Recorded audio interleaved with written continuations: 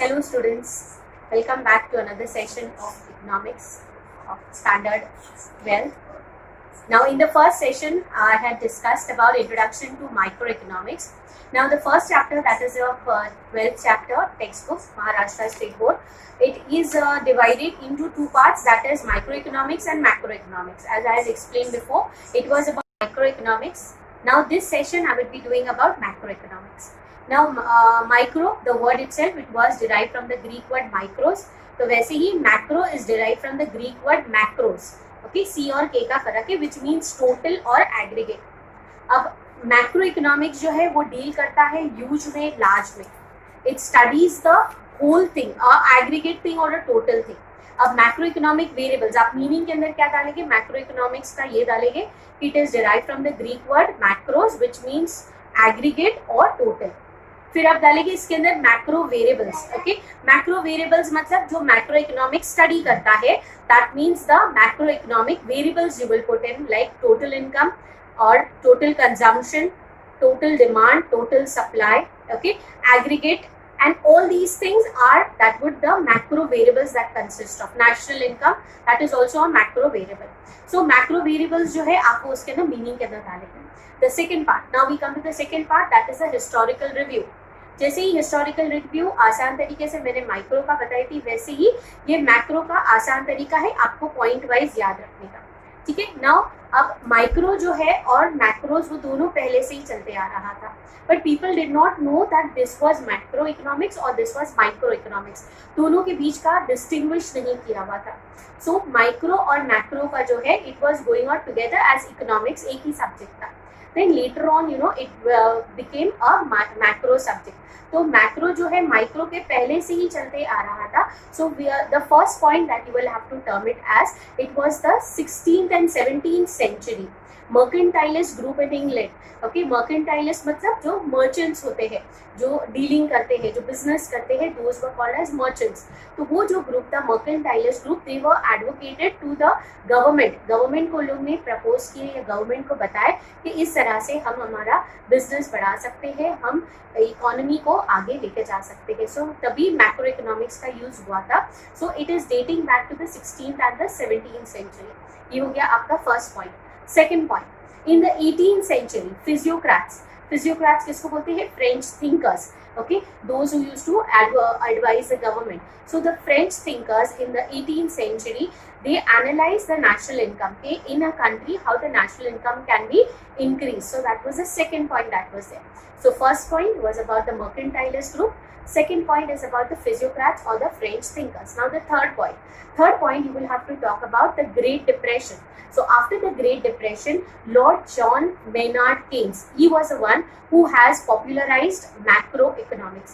अब John Maynard Keynes जो है वो आप जितना भी मैक्रो के कॉन्सेप्ट्स है वो सब देखेंगे, सब जॉन मेनार्ड केन्स का ही उनका ही दिया हुआ है. सो जॉन मेनार्ड केन्स का आपको एक तो नाम याद रखना है. Secondly, his book that he had published, the general theory of employment, interest and money. It was published in the year 1936. So this was your third point. Now the fourth point, there were other economists other than J.M. Keynes. The other economists were there who have contributed to macroeconomics like Malthus, Wicksell, Walras, Irving Fisher. So this becomes your 4 points of historical review of macroeconomics. Now later on we come to the scope of macroeconomics. Scope means what? What is the subject matter? What does macroeconomics studies? So again here we divided into first the theory of income and employment. Now income and employment, इसमें ये study होता है कि किस तरह से country का employment और इनकम बढ़ा सकते हैं. वैसे अगर इनकम बढ़ेगा तो एम्प्लॉयमेंट भी जनरेट होगा, वो भी कंट्री के अंदर आगे बढ़ेगा. सो कंट्री का डेवलपमेंट होगा. Now theory of income and employment दोनों रिलेटेड है. इनकम अगर अच्छा होगा कोई कंट्री के अंदर तो एम्प्लॉयमेंट भी वहाँ पे ज़्यादा जनरेट होगा, लोग वहाँ पे ज़्यादा एम्प्लॉयमेंट के लिए जाएंगे. क्यों दो लोग दूसरी कंट्रीज के अंदर जाते हैं? they go to the Gulf countries, they go to the US, UK and all that. Why? Because there the income level is more. That is why the employment is also more over there. So this theory studies how an income level can be raised in a country and consecutively the employment level will also be raised. Now in this theory we have theory of consumption and theory of investment function, ये दोनों function आता है. Now consumption function मतलब जो consumers consume करते हैं, इस्तेमाल करते हैं अपने लिए, you know we what we use it for ourselves, that is a consumption function. And the investment function, businessman जो इन्वेस्ट करते हैं अपनी बिजनेस में, that is a investment function. अब ये दोनों थियोरी मिलके क्या बनती है, theory of business cycles. Business cycles means what? The ups and downs in the business. When the business is flourishing and the business is going in the depression. So that is the business cycles. अब consumption और investment दोनों मिलके business cycles को होता है. It comes under that. Okay. The second theory is theory of general price level and inflation. General price level means what? In general, in a country, what is the price that is there of all the products in the country? Not just one commodity. एक commodity का यहाँ पे नहीं देखा गया है, it is taken in the general price level in the country. तो inflation, how inflation can be control. Now both the things are not good, inflation also and deflation also. Inflation में महंगाई हो जाती है इन जनरल सभी चीज़ों की, deflation के अंदर सस्ताई हो जाती है इन जनरल, मतलब सभी चीज़ों के अंदर उसकी दामों में कमी आ जाती है. And both the things are not good for a country. Inflation is also not good, neither is deflation. So this theory studies how the price of commodities in general in a country can be stabilized in order to avoid inflation or deflation.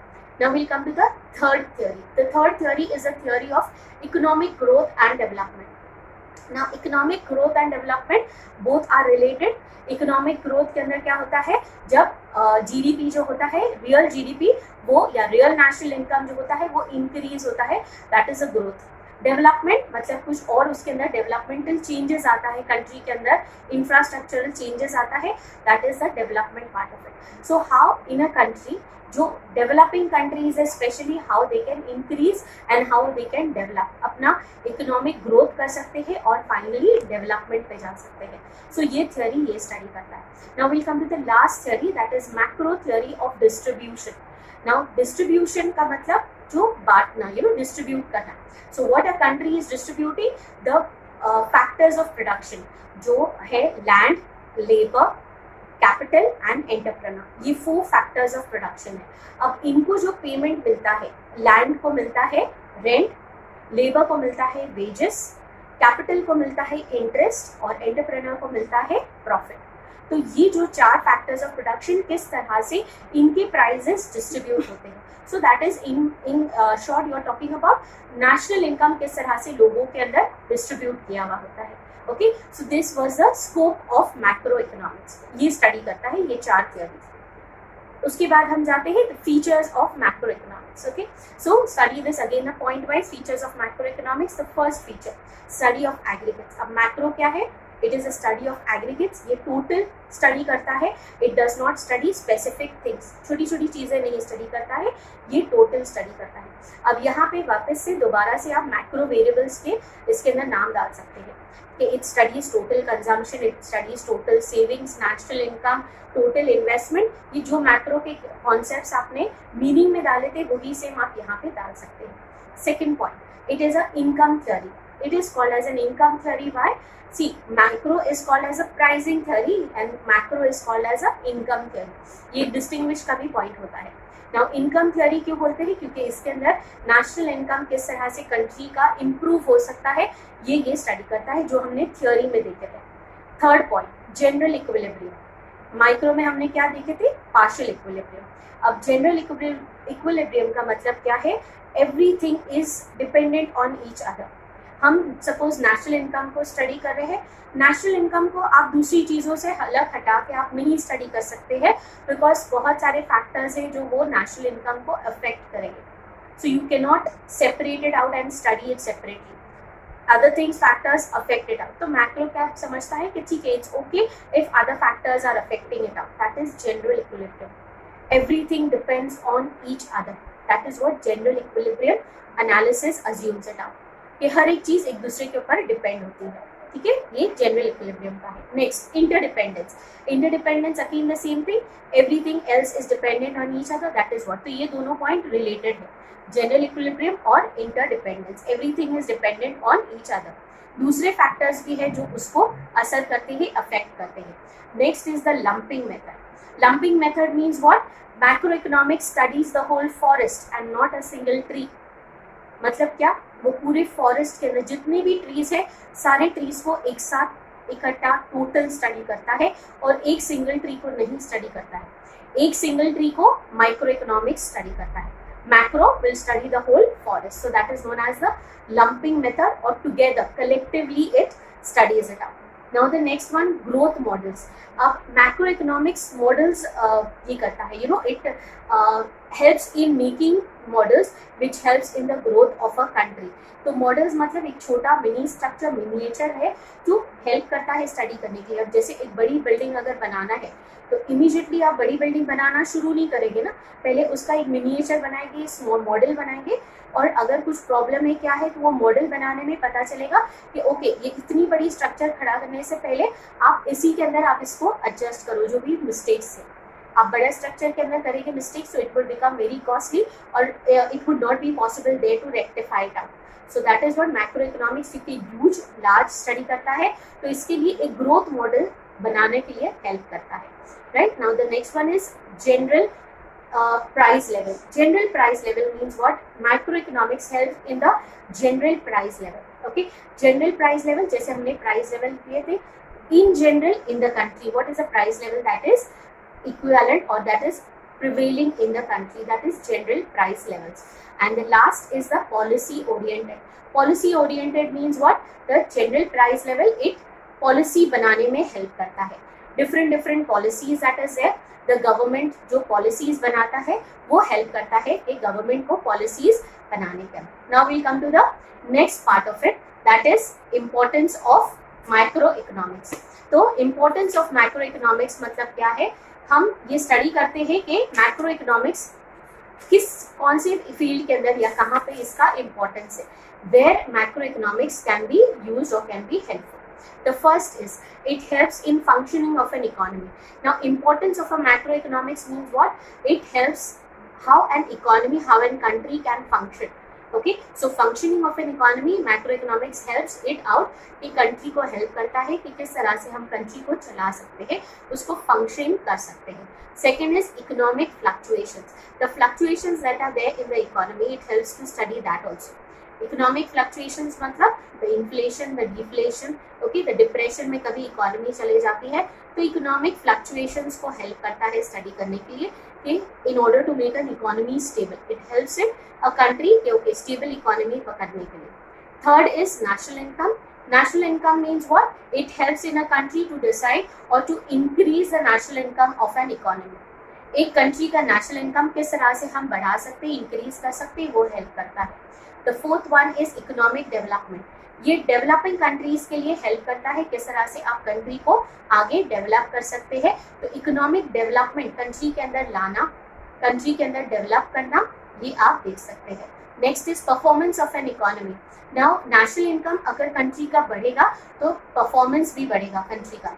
आप किस तरह से बोल सकते हैं कि ये develop country है, ये डेवलपिंग कंट्री है और ये अंडर डेवलप कंट्री है, वो कंट्री के नेशनल इनकम से। तो नेशनल इनकम अगर जिस कंट्री का अच्छा है आप बोलते हैं कि वो डेवलप्ड कंट्री है। So performance of an economy, it helps to improve the performance. Next is study of macro economic variables.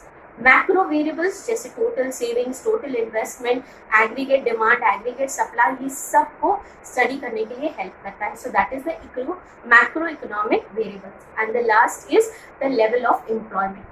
How a level of employment in an economy can be increased so that economic development is possible।